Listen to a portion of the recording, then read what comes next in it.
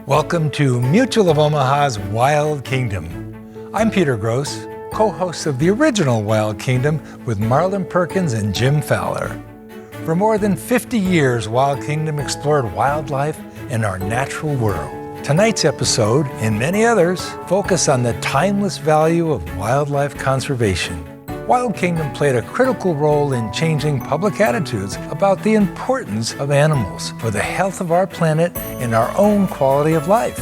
We challenge viewers to learn about animals and get involved in conservation in their local communities. That call to action resulted in more visits to local zoos, nature preserves, and even observing animals in their natural habitats. And that connection with animals benefits all of us in the Wild Kingdom. So sit back, relax, and enjoy Mutual of Omaha's Wild Kingdom. Mutual of Omaha's Wild Kingdom is presented by Mutual of Omaha.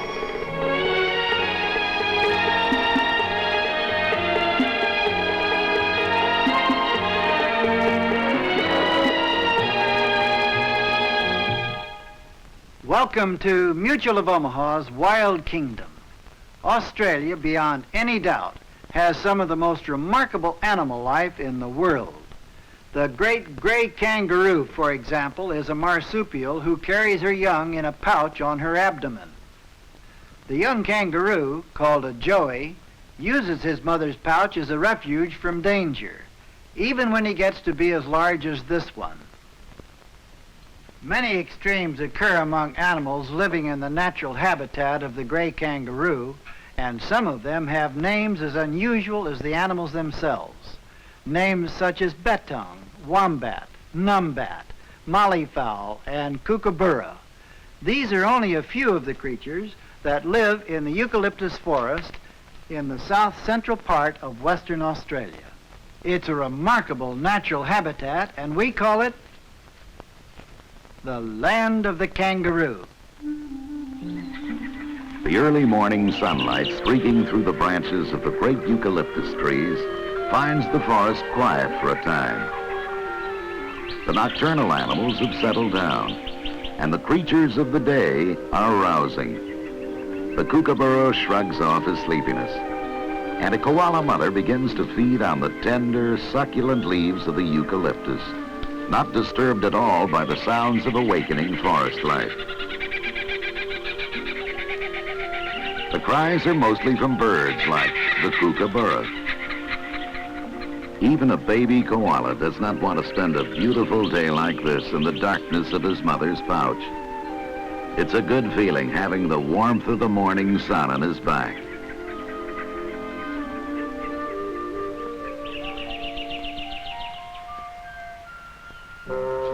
The kangaroos are returning now to the cool shade of the forest, after having spent the night feeding in more open areas.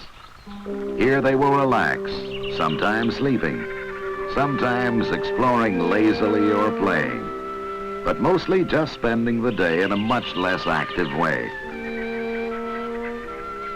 It's a time of day when the mother kangaroos in particular need to relax, since it is no easy job to carry last winter's baby in the pouch. The joeys find their greatest security snuggled in the mother's pouch and continue to use it as a haven until they've become quite large. It has advantages more than security, too, since it can turn out to be a sort of moving lunch cart. After all, it's not every young animal who can get a meal of tender young sprouts without even having to move.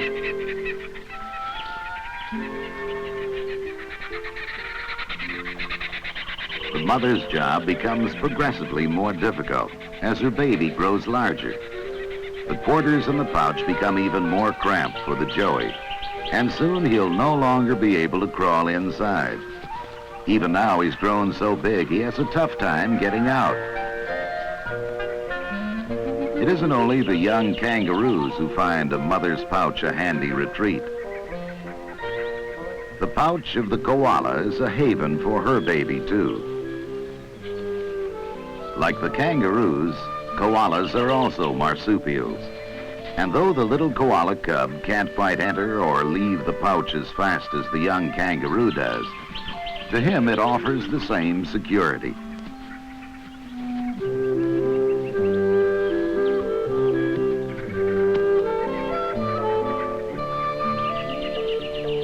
The koala, which grows to over 30 pounds, is a lazy animal which spends warm days like this feeding in the treetops and isn't very curious about what other forest creatures are doing. The kangaroos, however, are very careful to watch every movement and be alert for possible danger.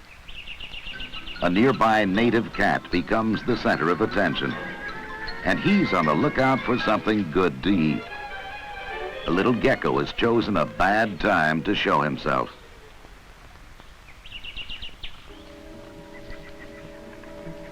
Although the gecko senses something is wrong, it doesn't know what, nor does it seem to know from what direction the danger is coming.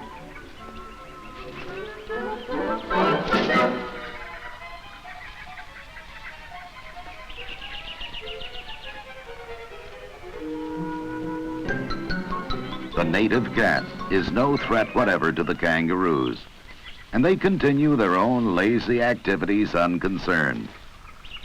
As the heat of the day is increased, some of the joeys settle down for naps deep in the pouches of the mothers. It is not especially comfortable for her, and daily grows more uncomfortable for the joey.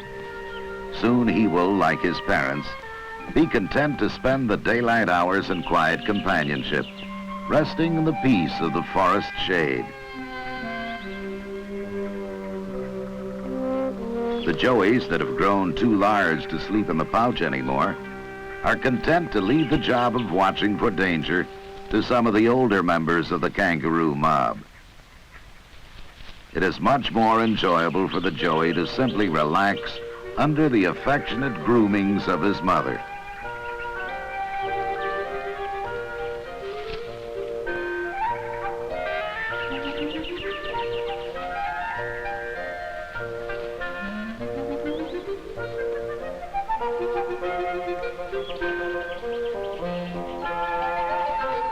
Even though they remain alert, it isn't always the great gray kangaroos who detect approaching danger first. Their smaller relatives, like the rat kangaroo or betong, have many more enemies and often react faster when danger threatens. The mob boss has seen the betong run, but as yet he hasn't detected what startled the little animal. It's not long before he does. And soon all of the forest creatures become very aware of the cause for alarm. Dingos, the fierce wild dogs of Australia, can be very dangerous indeed when they are actively hunting. Older kangaroos consider these wild dogs, which hunt in packs, to be one of the deadliest enemies to have close by, and they don't take risks.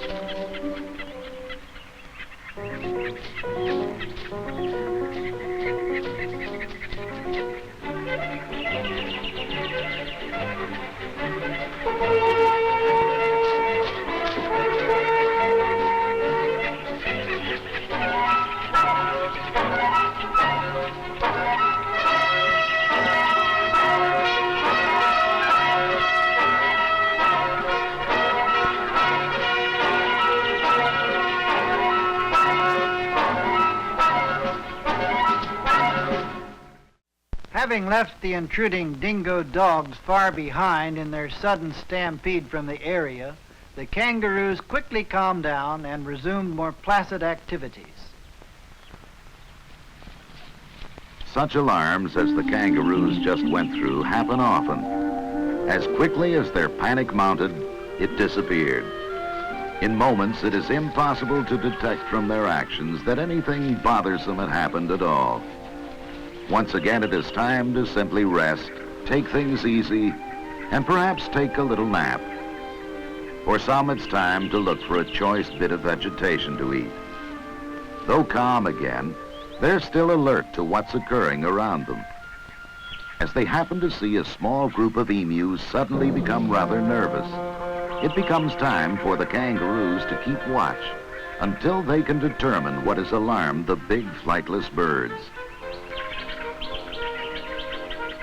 The slight edginess that both the kangaroos and emus were sharing causes the kangaroo mob boss to investigate.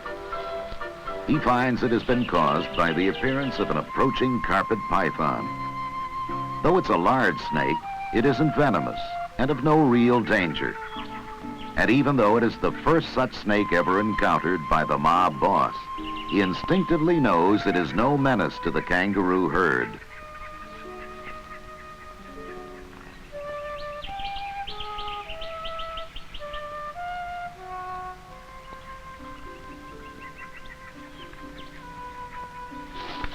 The fear in the emus diminishes, and they become curious over what the snake is doing. Encouraged by their lessening fear, the kangaroo mob boss decides to look again. Convinced of the harmlessness of the snake, the boss kangaroo now returns to his mob to continue his watch for real dangers. The carpet python is actively hunting for something to eat and knows these big birds aren't the answer.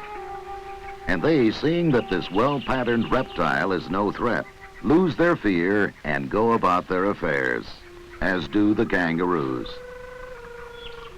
The acute sensors in the tongue of the snake have suddenly caught the spoor of possible prey, and the reptile's movements become more direct. What has attracted him is a large frilled lizard. It doesn't look very ferocious right now, but it can be.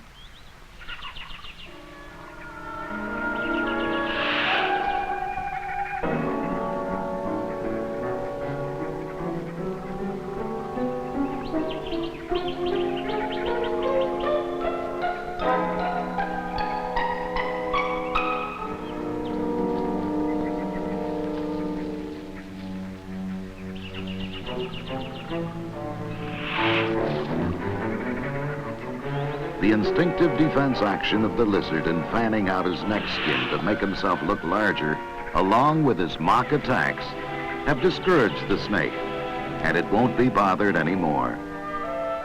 Nearby and unconcerned about the disturbance between the reptiles, a molly fowl tends to its nest. It is one of the strangest nests in the bird world, a huge mound of very fine forest debris with a depression in the middle, which is where the molly fowl lays its eggs, then uses its feet to throw gravel over them or scrape it away. The bird depends upon the heat of the sun to incubate the eggs. If it gets too hot, the eggs are buried deeper. Too cool, and some debris is kicked away, so the sun's rays can better warm them.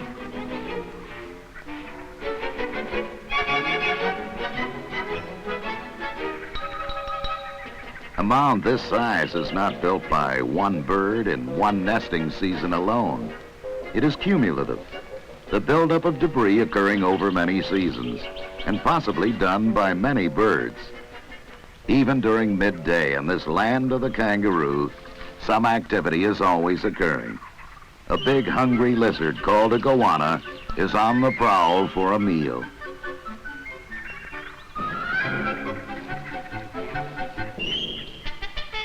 The goanna is not choosy in what he eats. Rats, mice, and insects are prey. Even this numbat could be in trouble. The numbat is a marsupial anteater, and while not normally the goanna's prey, chances are the little mammal would be killed and eaten. But seeing a numbat and catching it are two different matters.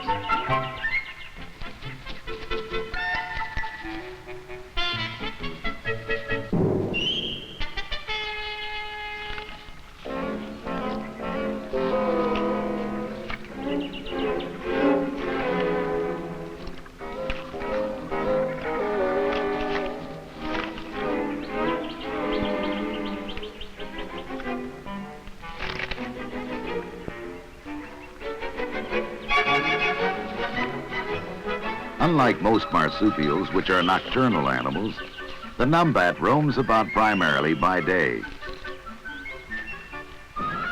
He is such an elusive little animal that the goanna has decided to give up the pursuit. The numbat, for his part, will now look for termites in peace.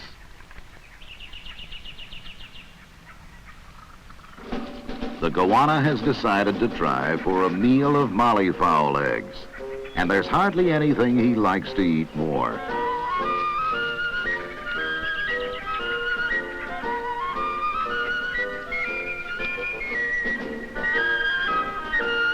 The molly fowl, however, is not going to abandon its eggs to this reptilian predator.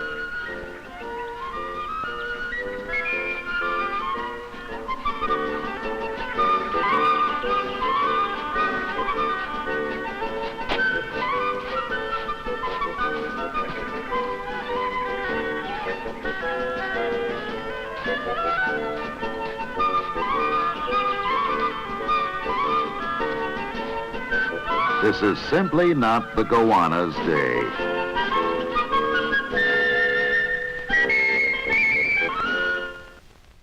As always in the wild kingdom, water attracts animals.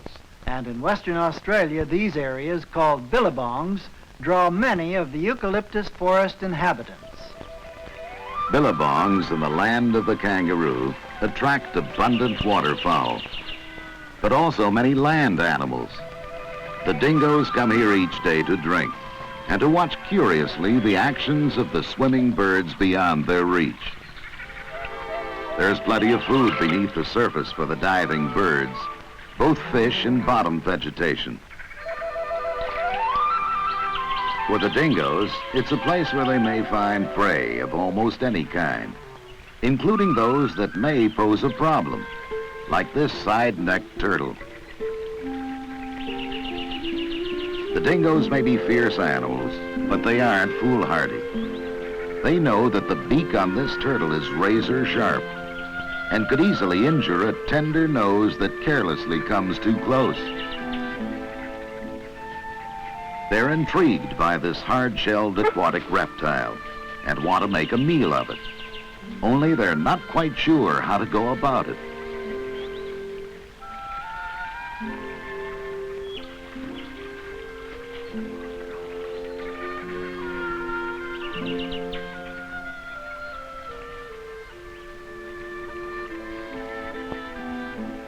Escape for the side-necked turtle means getting back into the billabong's protected waters. And this means the dingos will have to look for prey of a different kind. Cormorants, also called shags, love to fish and frolic in the billabongs. With the nesting season approaching, one has already begun to build its nest.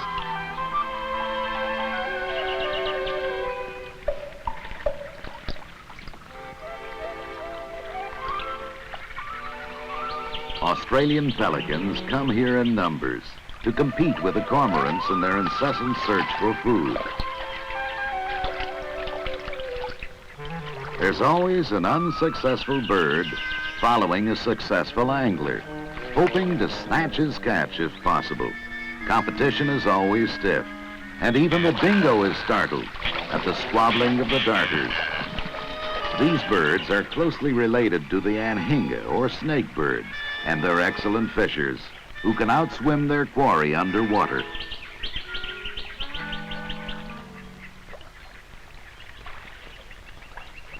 Some of the Australian pelicans in this billabong suddenly find themselves swimming over a school of small fish, and they quickly take advantage of their good fortune.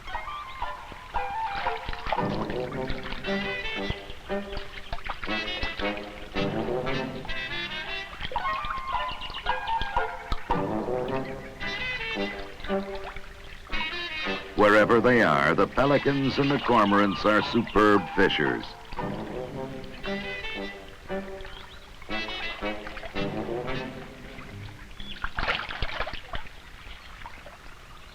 The dingos have tired of the billabong and leave it to the darters drying their wings in the bright sunlight, since all the waterfowl are too far out of reach. It's time to try to find some prey on land.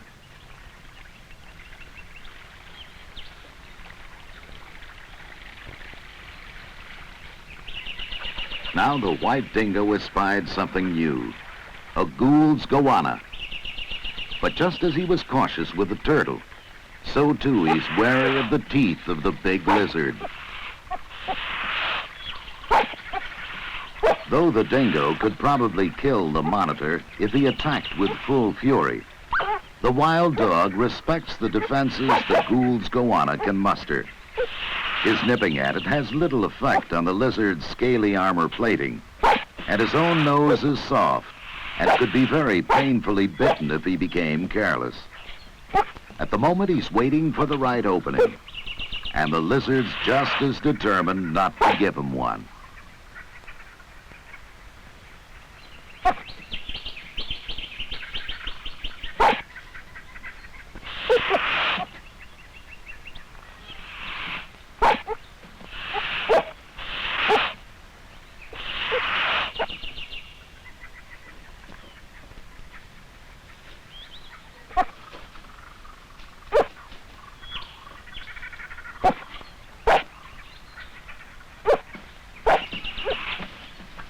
The teeth and armor of the monitor lizard are not its only defense. The tail can lash much like a whip, and the dingo is wary of being hit by it. This time, the encounter has to be considered a draw.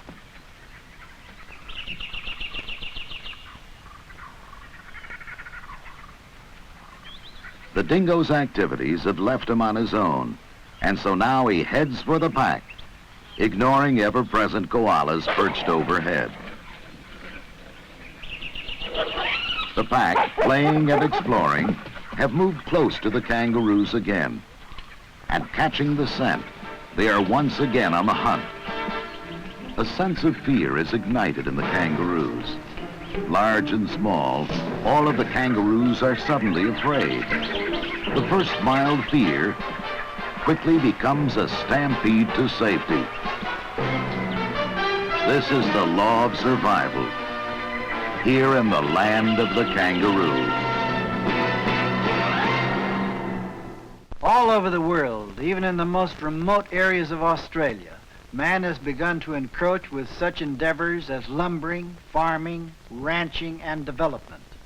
Little by little, areas of natural habitat, like the land of the kangaroo, are being altered or destroyed and made unsuitable for animal life previously native to the area.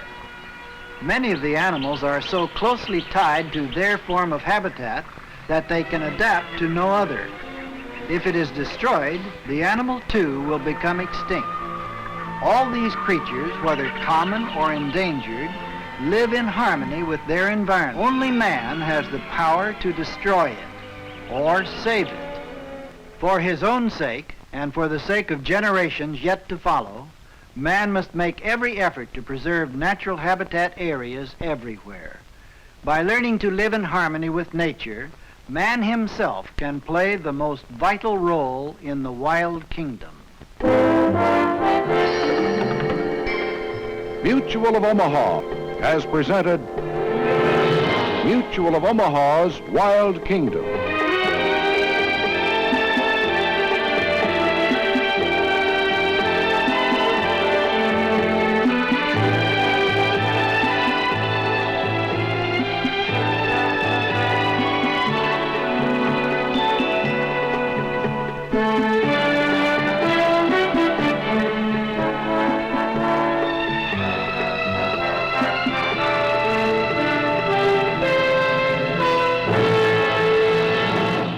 Like what you saw? Follow us on Facebook, Instagram, and YouTube for more exclusive content. And visit our website at wildkingdom.com.